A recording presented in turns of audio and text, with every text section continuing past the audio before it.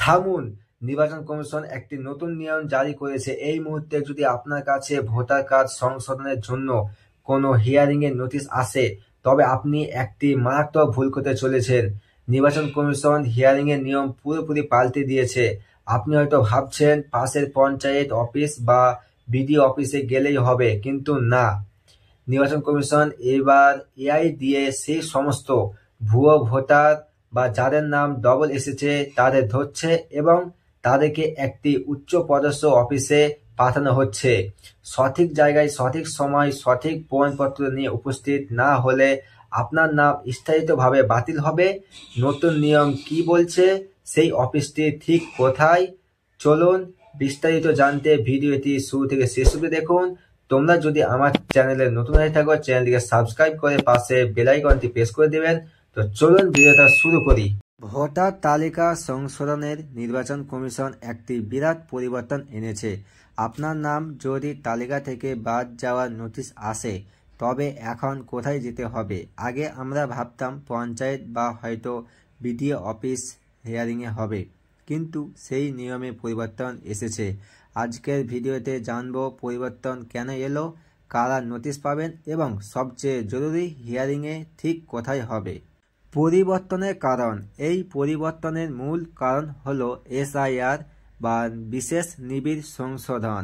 এর লক্ষ্য ভুয়ো ভোটারদের চিহ্নিত করা এবং তালিকা থেকে ত্রুটি দূর করা। বহু বছর ধরে মৃত এবং স্থানিত ভোটারদের নাম বাদ পড়েনি, তাই তালিকা এখন কঠোরভাবে যাচাই করা হচ্ছে। এই কারণে কোনো অসঙ্গতি দেখা দিলেই আপনাকে নোটিশ পাঠানো হবে। হিয়ারিংয়ের নোটিশ কেন? আপনার কাছে নোটিশ আসার দুটি প্রধান কারণ রয়েছে। এক হচ্ছে পুরানো তালিকার সঙ্গে অমিল।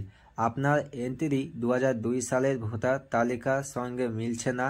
ইআরও জানতে চাইছেন 2002 সালে আপনি এবং আপনার বাবা মা কোথায় ছিলেন, আপনাকে তার প্রমাণ দিতে হবে। আর দুই হচ্ছে এআই দ্বারা চিহ্নিতকরণ।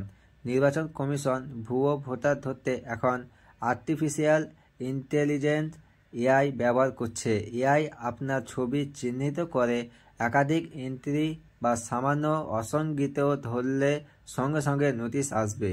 তাহলে হিয়ারিং কোথায় হবে দেখুন। এটাই সবচেয়ে জরুরি অংশ। ভোটার তালিকা সংশোধনের দায়িত্বে থাকেন ইলেকটোরাল রেজিস্ট্রেশন অফিসার ইআরও।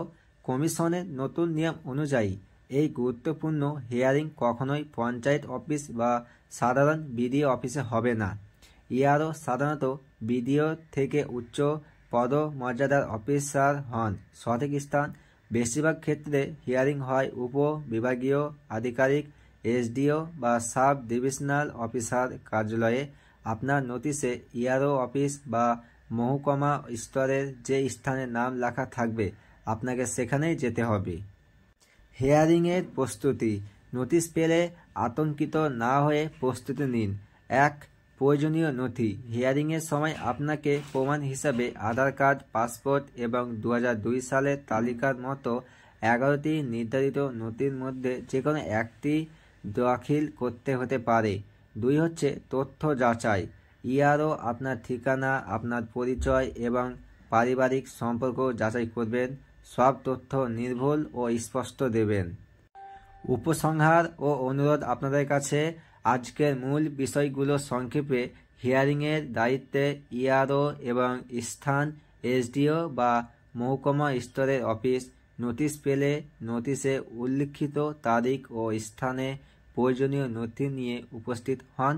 এই গুরুত্বপূর্ণ তথ্যটি আপনার পরিচিত সকলের কাছে পৌঁছে দিন।